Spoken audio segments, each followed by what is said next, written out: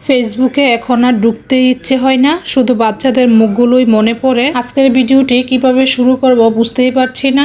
আজকে আর জিজ্ঞেস করব না সবাই কেমন আছেন, তো জানি সবার মন খুবই খারাপ। মাইলস্টোন স্কুলের ট্র্যাজেডি আমাদের দেশ সহ বিশ্বের দেশগুলোতেও যাদের পর্যন্ত খবরটি পৌঁছেছে সবার জন্যই কিন্তু খুবই বেদনাদায়ক একটি ঘটনা। যত যাই হোক, বাচ্চাদেরকে ভালোবাসে না এমন মানুষ নেই বললেই চলে। বাচ্চারা তো একদম নিষ্পাপ, তাদের যদি এরকম একটা ভয়ঙ্কর দুর্ঘটনা ঘটে তাহলে কেমন লাগে বলেন।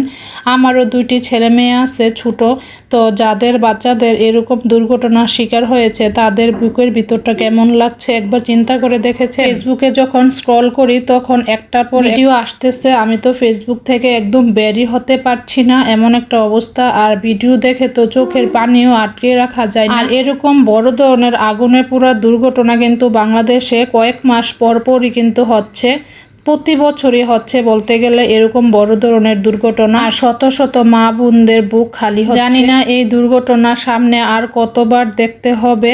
আদৌ কি এই দুর্ঘটনাগুলো বন্ধ করা সম্ভব? বাচ্চাদের কথা আর কি বলবো, সকালে ছিল বাবা ভাইয়ের সোনার মানিক, বিকেলবেলা হয়ে গেল আগুনে পুরা লাশ। আর মাইলস্টোন স্কুল অ্যান্ড কলেজে ট্র্যাজেডিকে কেন্দ্র করে জঘন্য অভিজ্ঞতার করুণ কাহিনী গতকাল জানলাম। এদেরকে আমি মানুষ বলবো না, কিছু অমানুষের কাহিনী।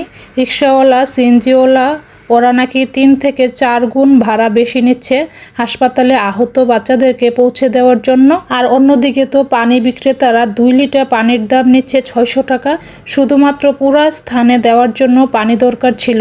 আহারে মানবতা, কোন দেশে বসবাস করি আমরা, যেখানে পানি ফ্রি দেওয়ার কথা আর সেইখানে নাকি 600 টাকা নিচ্ছে 2 লিটার পানি। একজন কলেজ পড়ুয়া স্টুডেন্টের বাবা তো অভিমান করে বলছে যে বাংলাদেশ ছেড়েই চলে যাবে ওনার ছেলেকে হারিয়ে।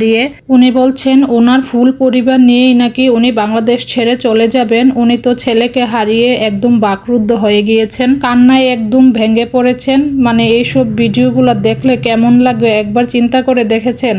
বারবার ভাবি ফেসবুকে আর ঢুকবো না কিন্তু পারছি না। মানে আপডেট নিউজগুলো শোনার জন্য কিন্তু বারবার ফেসবুকে ঢুকছি। অন্যদিকে মাহারিন ম্যামের কথা তো না বললেই নয়। অন্যের সন্তানদের বাঁচিয়ে নিজের সন্তানদের এতিম করে গেলেন মাইলস্টোনের শিক্ষিকা মাহারিন ম্যাম। আপনি শিক্ষক জাতির অহংকার, একজন অভিভাবক প্রমাণ করলেন শিক্ষিকারা শুধু পাঠদানই করেন না, শিক্ষার্থীদের জীবন গড়তে, জীবন বাঁচাতেও নিজেদের জীবনকে উৎসর্গও করতে পারেন। আল্লাহর কাছে প্রার্থনা করি মহান আল্লাহ তাআলা যেন আপনাকে জান্নাত দান করেন, সেই সাথে আপনার পরিবারকে ধৈর্য ধরার তৌফিক দান করেন। মাহারিন ম্যামের স্বামীর একটা ইন্টারভিউতে দেখলাম যে উনি কেঁদে কেঁদে বলছেন যে ওনারও কিন্তু 2টা শিশু বাচ্চা আছে ছোট ছোট।